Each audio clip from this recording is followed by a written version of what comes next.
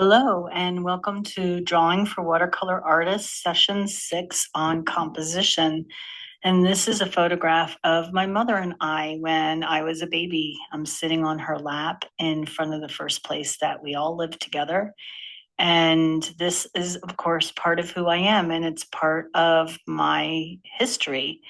And this is a picture of where I am now and what I've been doing as I've been getting our lesson together for this week. And this is a still life that describes my life now in the present moment.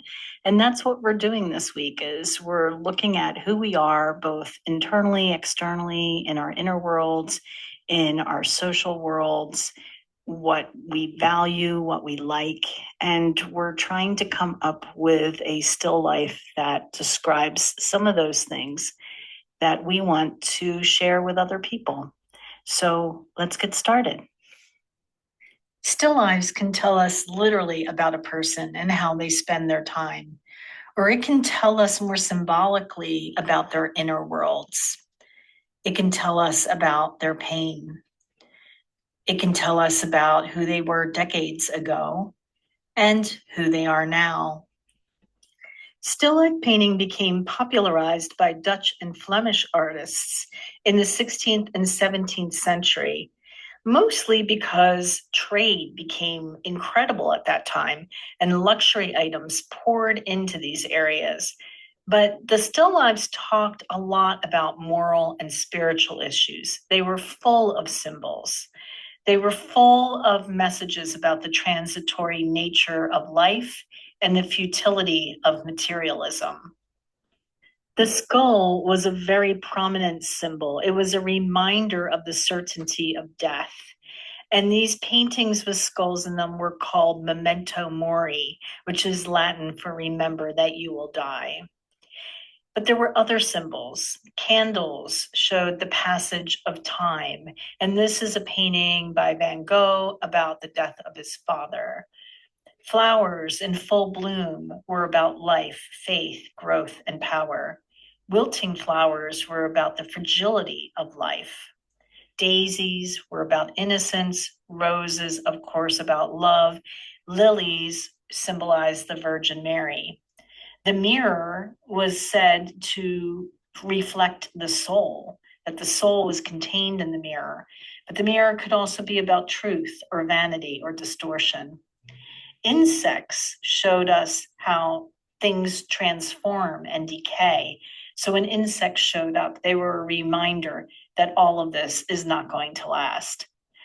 Dragonflies were the devil. Butterflies were all about resurrection. There are so many ways that you can think about a still life self-portrait. A still life can be the corner of your room where you spend your time, because it's likely that that space tells us a lot about you. And there are likely smaller vignettes all over your house that tell us some really interesting details about who you are. You might organize your objects like a collection or an inventory, or the objects might tell us something about your cultural heritage. Or it might be an arrangement that doesn't make logical sense, but has a lot of deep symbolism, either personal or more broadly universal. Or it might be one object that you show us from multiple angles or in multiple ways. Or maybe a combination of what is actually there with additional objects that you add. It's not just the objects that you choose for your still life that are important, but it's how you arrange them. The arrangement shifts the meaning of the image that you're making. This crazy, playful still life is organized in verticals in a pattern across the page, and also circles that are moving in a circle around the edges of the page. This still life is organized in the shape of a triangle, and some of the objects are pointing us in very specific directions around the image. This abstract, playful image has points of interest in the center that are all linked by a squiggly line, which is a piece of wire. Now, there are a lot of ways to compose a picture, a photograph, a drawing, a painting. And there are lots of artists who are constantly inventing new ways to compose the visual things that we look at, the art that we look at. But we're going to experiment with the ideas of an artist named Edgar Payne, who wrote a book in 1941 titled Composition of Outdoor Painting. And while his book was made to help artists compose landscapes, his ideas about how to compose inside the frame of the drawing or the painting applies to any subject that you might paint. Now, he is not the be all and end all. He's just one set of ideas, but I think they would be really fun for us to experiment with. And we're going to start this still life, this self-portrait still life, by collecting objects and doing some experiments with arranging them according to the structures that Edgar Payne developed, just as a way to get out of our usual way of doing things. I'm going to walk you through how I did it. And I made some really bad compositions, so let's take a look. But first, let's talk about a few of the things that Edgar Payne said we should avoid, and I tend to agree with these. So first of all, equal spacing. You don't want to space objects in equal amounts of space because the eye gets really bored with these quite even divisions of space. And in general, you don't want to put an object smack in the middle of the page, although all of these rules can be broken. It's just about being aware of why you're breaking these rules. And again, they're not really rules. It's just that when you put something in the middle of the page, then we see it, we're kind of finished with it. There's nowhere else to move around and explore on the piece of paper within the frame. And we don't want to overcrowd our design. It's normal to want a space in the image where the eye can rest. So large shapes and small shapes make the composition a lot more interesting. So this week, I am not at home. I am at my sister's house on the other side of the country, and I have very limited objects that have a lot of meaning for me. So looking around her house, I was able to find a few things that do have symbolic meaning for me that I thought I could at least play with. And those are some chimes, one of my high top sneakers, an onion that's growing some greens, my glasses, some candies, and also some of my art supplies. And I'm going to try to play with these and arrange them in different arrangements according to Edgar Payne's suggestions about how to make good compositions. So we're starting here with a compositional structure he called the steel yard, which is a large object on the left and some sort of linear structure along the bottom that connects to a smaller piece on the right. So I think you can see that, how I played with these objects to put them in this organization. And it's okay. It's nothing great, but it's the first one. And now I'm going to move on to his idea about a circular composition. And you see these circular compositions in so many paintings, especially in Renaissance and Baroque painting. But we're going to play with this a little bit. And that's what I want you to do, is to play, explore, experiment, get funky with it. See if you can use this idea of a circle to compose the objects and frame them with your camera in such a way that you end up with a circular composition.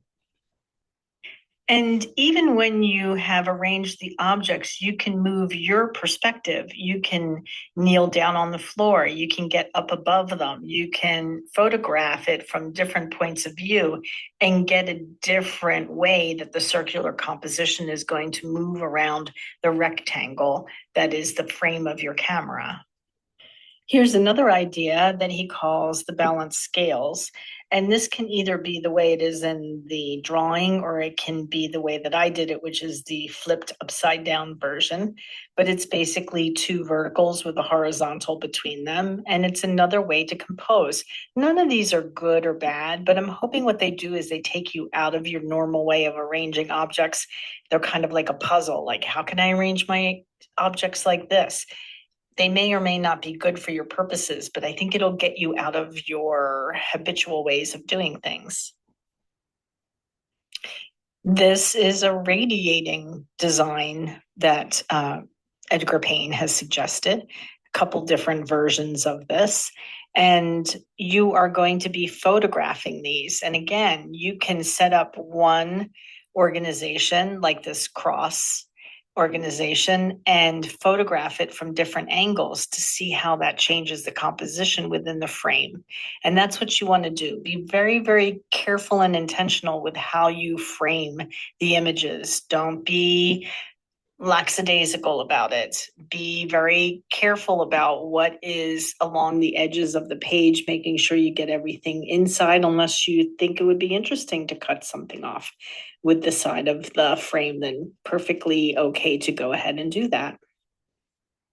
So this is the first image that I got excited about.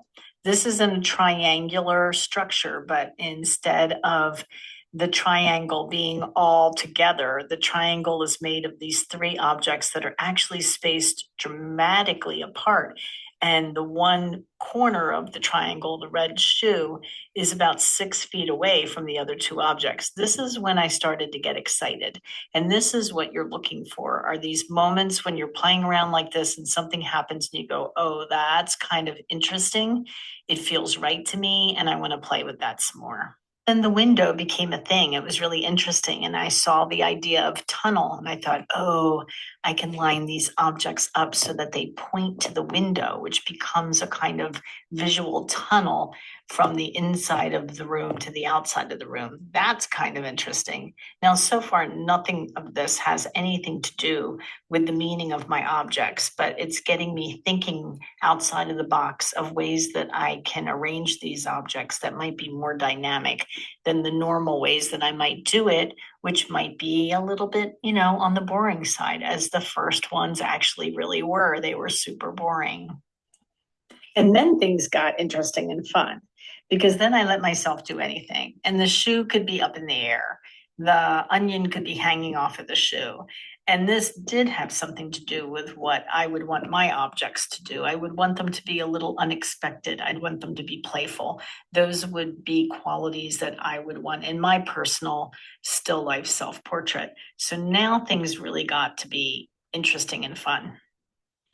And then it was sunset. And the sunset was incredible. And I thought I should take my objects outside and see what I can do with the landscape and the light. And of course, one of the ways of composing was silhouette. Woo, fantastic. So I went outside and started to have fun with that. So I'd like you to do some of the same things. Let the process lead you to other ideas. Let the process give you ideas for the next set of organizations that you try. Edgar has 17 different organizational structures for you, and I will send them to you as documents for you to use and play with. And I'd like you to try to do all 17. And I'd like you to try to do all 17 more than once. So more than one circular composition and more than one L-shaped composition, more than one of each of the 17. You might take 100 photographs. That's not out of the question. You might take 50. Don't be shy. What you'll show in class will be your favorite 5 or 6. But you're going to have an awful lot more that we don't see that maybe aren't so great, or maybe they weren't ideas that you were excited about, but they led to other ideas that you were excited about. So play with that. And so this week, you're not drawing, you're not painting, you're just finding your objects, arranging your objects according to these different compositional structures, trying them out in different locations, in different places in your home, outside, anywhere, See what you can come up with. Be willing to be wild and crazy and just play. You're not coming up with a final design yet. We'll talk about them in class, and that will probably give you even more ideas. And then the next week after this one is when you'll start figuring out what your final design will be. So for now, you're just going to have fun this week. Have a great time. And I'll be really excited to see what you come up with, because there's an awful lot of possibilities, aren't there? There's all kinds of ways to use objects, to combine objects that are unexpected or fun or playful. And I'm really excited to see what you do.